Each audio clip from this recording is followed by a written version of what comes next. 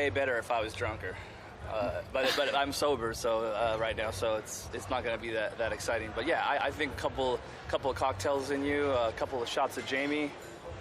It's much more relaxed, and you know, generally speaking, when I play, I generally have at least a shot, or something before I go on, just to loosen me up. So you would think socially that would work pretty good too. Mm-hmm. So you still kind of need that after so many years? I mean, and I go on plenty of times with sober as shit, but I generally have a better show with like a shot of whiskey.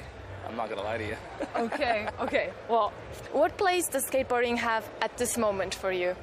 Skateboarding's always, even though like I haven't really even ridden a skateboard in probably 2 weeks, I kind of always, it's always in my heart, it's always in my mind. It's I still look at the world as if I was on a skateboard. So when I see like a grassy hill, I imagine cement and I could skateboard it. Like my mind's always working, and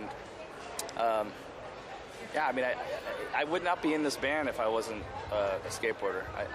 It gave me the courage and the I don't know how to describe it. I mean, music was such an integral part of skateboarding when I grew up. So to be a musician is a very natural way to go. So I wouldn't be the same if I was a professional like badminton player. I wouldn't have done the same thing. When I was a little kid skating, it was like illegal to skateboard. So the cops would chase you and try to take your board. And the fact that all that shit was happening and all the jocks used to, you know, make fun of us and like skate or die, motherfucker, and just all that shit. I really, I felt really comfortable with like the punkers and skaters at my school. Like that was my crew. And I, you know, I'm a 42-year-old man still, you know, I got my crew. We're gonna play music in like 3 hours. It feels pretty good. Yeah. Good. So let's go to another thing you can do very well. It's playing the accordion. Do you remember a memory that you had with the accordion during this tour that you will never forget? The one that hits me right off the bat is when someone tried to, you know, he didn't pull the trigger, but he stuck a gun right in my accordion and told me to shut the fuck up. But I had this big ass accordion, so I couldn't see the gun. I thought he was just poking me. And so of course I was like, well, fuck you. And so we got in this weird like spat, and it was in California, and I moved it back a little bit, like I was gonna take my accordion on and get in some fight. I'm not a fighter, but I was like, the guy kept on like fucking with me, and then I saw his gun, and then I was like, whoa, like I'll just stop playing, and then I fucked off. That was pretty weird. You probably never find out why he just didn't like it, or he didn't like it. Well, it was, to be fair to the guy, it was I was playing, I was pretty drunk, and it was outside this pub, and it was probably 1:30 in the morning, and he was probably sleeping and didn't like the sound of my accordion. So I get it. It's probably my fault, but damn, I almost talked him into shooting me, which would have been a bummer. Okay, hopefully you don't have more of memories like that, like dangerous memories. It's a pretty funny memory now. It was a little bit terrifying. Now it's funny, probably, but afterwards, I guess you were kind of, shaky. You know, yeah, and a lot of times after our shows, like me and Dennis, sometimes Bob or Nate, like we'll play again, like in the street somewhere. We'll just post up, and then that's actually some of my best memories. Is like, you know, we'll play like Croatia, and me and Dennis will, we'll just be on the street, on the side of some street, like 3 blocks away from the club that we just played, and we'll just play acoustically, and we'll play a bunch of folk songs, and we'll do it for like 300 kids, and it's so much fun. Like that's like just really keeping it street. It feels good. Maybe you should go to Romania. I'm from Romania, and you've been? Absolutely been to Romania. So you played accordion, did similar things on the street. So you did get some feedback from your fans. What was the most affecting thing that a fan told you, that about you and playing? I've met a lot of interesting accordion players, and you know, I've been in weird situations where I'm just feel really lucky to be in. I had this one guy come up to me, and like, for a while I kind of gained some weight for a while, and he came up to me and he's like, Jesus Christ, dude, you are fat as fuck. What happened to you? And of course, when you get fat, it kind of happens slowly. You don't just wake up all like fucked up. So I thought about that, and I couldn't get that out of my mind. And actually, like, not because of that, but I just was like, that's it. Like I'm gonna figure out my situation and start eating better and start exercising, and I did, and now I lost like 60 pounds, but that's crazy. Yeah. Okay, going back to your band, what do you think holds Flogging Molly together? Like after so many years, that you guys still keep playing and are still super motivated and have a really awesome show? I think quite simply just an absolute love for what we're doing.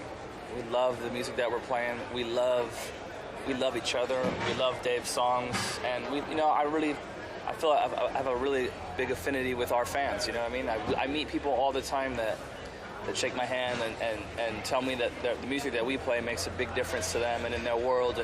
And I've had I can't tell you how many numerous people have said that like I've lost a loved one and that we played your song at a funeral. It's like I just was like, for all those reasons, I think we just keep on playing.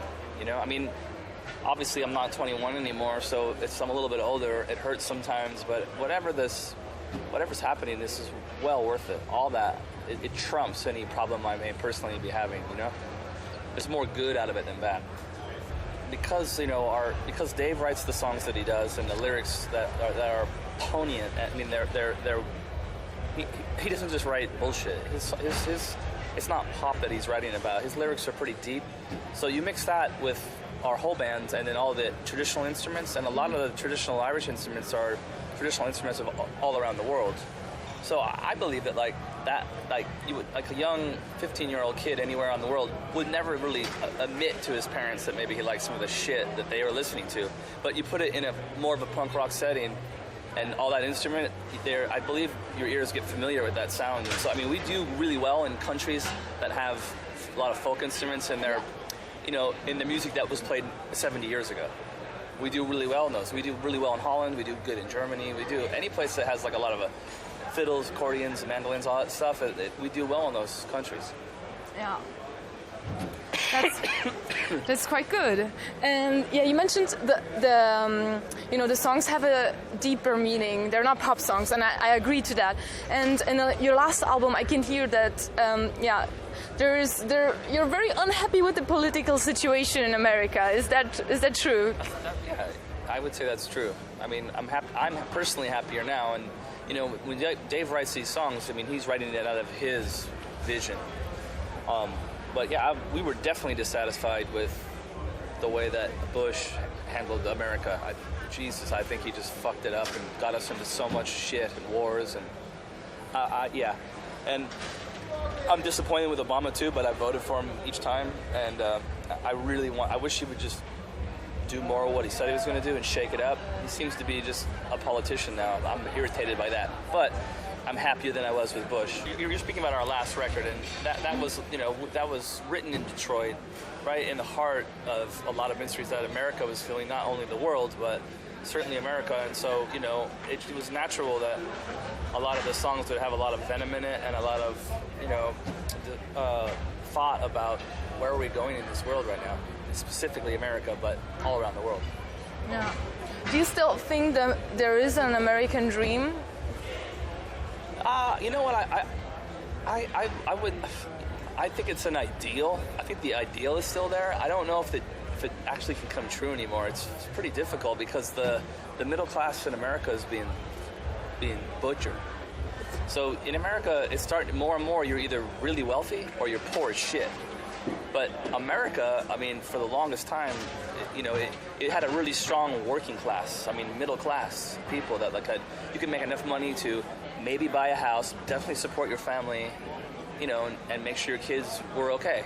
And it's getting harder and harder to do that in America. And then there's just the rich are just getting fucking even more richer, and they don't even give a shit. I mean, if you're already a multi-millionaire or a billionaire, who gives a shit for $1 million? I don't know.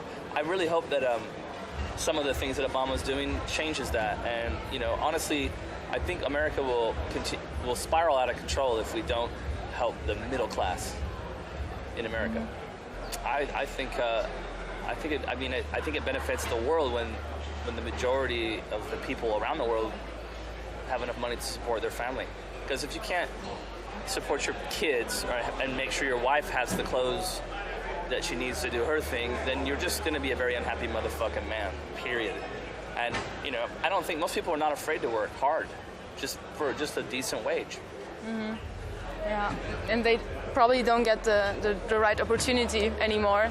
No, and then if you, the Obamacare came in, which I like, and I think that it makes it so people can actually have insurance now. So you're not, because a lot of times poor people get sick, and you're already poor, and then when you're done paying for your illness, if you don't die, you're left with like a $700 to $1 million bill. You think if you work at McDonald's, can you pay that off? It's over. You've just destroyed your life one way or the other. Where if you had insurance, it cost you like $200.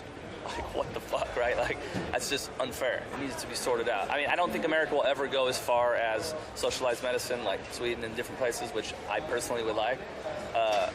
But I think the compromise is getting in the right direction now. Mm-hmm. We'll see.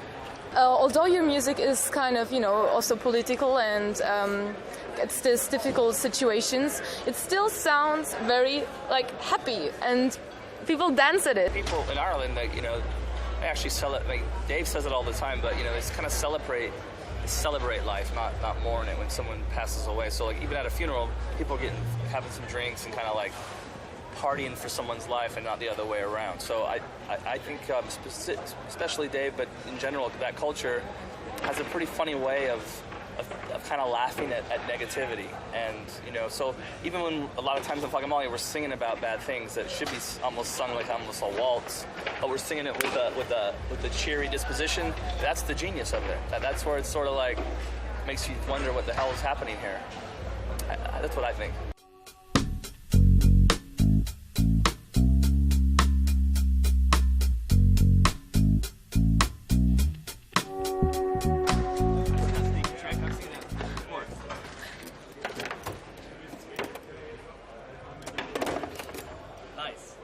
Okay, just one. It's 2-2. The final point. The final point. Okay.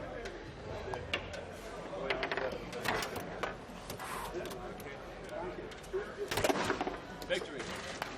Thank you very much.